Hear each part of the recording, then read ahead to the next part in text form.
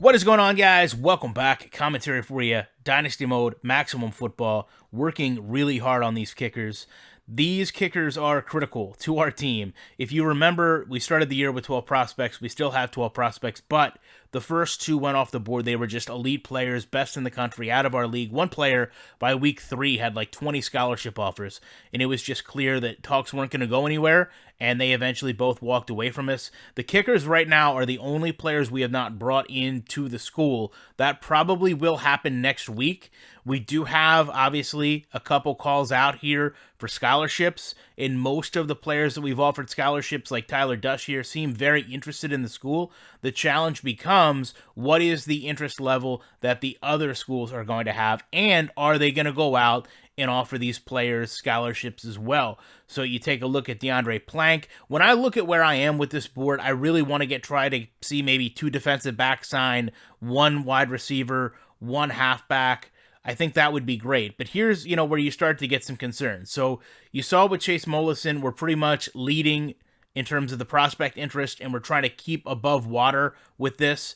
But when you go up and look at the players above him, even with the scholarship offers, and keep in mind, when we offered scholarships, there was a big jump forward.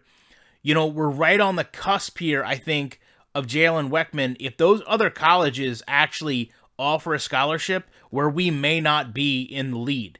And that's what has me fearful when you look above that to these players here, like Taylor LAURIANO, where we're not currently leading. I mean, we're doing everything we can and not having him hang up on us. But when those other colleges offer scholarships, is that going to be what pushes them forward?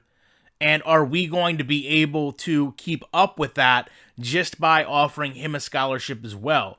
Once you're behind, it seems like you're not going to be able to get back ahead. So we're almost really dependent on if anyone else is interested. And right now, they're not, which is a good thing. But if they were to become interested, how much are we going to lose when that other college comes in? And then obviously you're talking about losing hours upon hours upon hours having tried to bring a player in. In a situation like this, I really think maybe back to week 3 or 4, this is going to be the first time we've literally used every minute. Sometimes we'll kind of cash out with, maybe 45 minutes, 30 minutes left. I don't want to say I'm going to regret that, but in some situations, there was nothing left to do. We only had 10 players on the board and every player hung up. We hadn't started to look at those kickers yet because we did know that was a need. But it's going to be interesting as we get down to the close of this season, whether we start to see players committing with us first and whether or not other colleges come in to try to take advantage of players that we're already looking at.